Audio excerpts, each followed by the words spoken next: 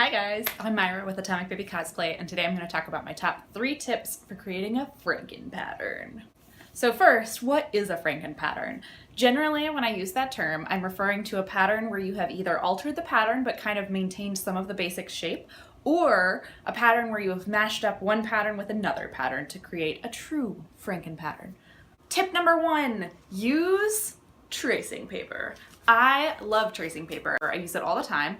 I use it in a couple of different ways. So the first way is if I don't want to have to rebuy a pattern and I know I'm going to be making that pattern in multiple sizes, I will take the pattern pieces, cut them all out, and then I'll lay them underneath my tracing paper. I will trace each size so that I don't have to cut, say, the smallest size and then I lose part of the bigger sizes or what have you. So that way I can get the full use of all the sizes within my pattern.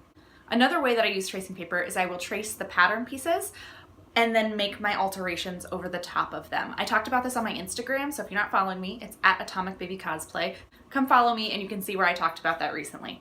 But I will put the pattern piece under the tracing paper and then trace literally how I want the pattern to go now over the top of it. That way I'm not altering my original pattern piece, but I still get to make a pattern that is what I need for this cosplay in particular.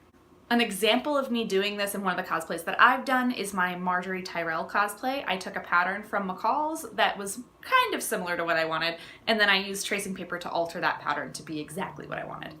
I also find it's really helpful when I'm kind of experimenting with sizing. So if I'm tracing between 2 different sizes and I don't want to cut necessarily because I'm not positive that that's going to be the right fit, I'll use the tracing paper to create that custom size and be able to do sort of a paper mock-up, because you can use washi tape to tape the pattern pieces together and get an idea of whether or not that fit's going to be exactly what you want. Tip number 2 is to take your pieces you're thinking about frankening together and use that washi tape method.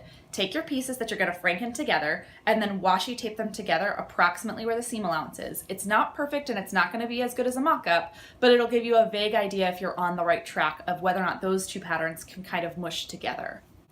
Tip number 3 is to check that black and white shape. So the black and white outlines that are in your pattern guide inside your pattern pieces, those I sometimes will cut out and cut the individual pieces out that I want to kind of paper doll together to see whether or not I like the look of it. So then without even having to go through the effort of tracing the pattern pieces, I can kind of line them up and be like, yeah, I like that top with that skirt, or I like that sleeve with that collar, without having to cut out all the pattern pieces and commit. You know what I mean?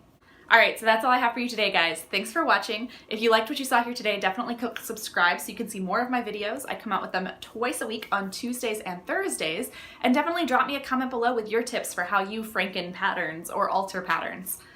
Lastly, if you want to join our free sewing community, we'd love to have you. It's on Facebook. It's called Fellowship of the Seam, and I'll include a link down in the description bar down below. Thanks for watching. Bye!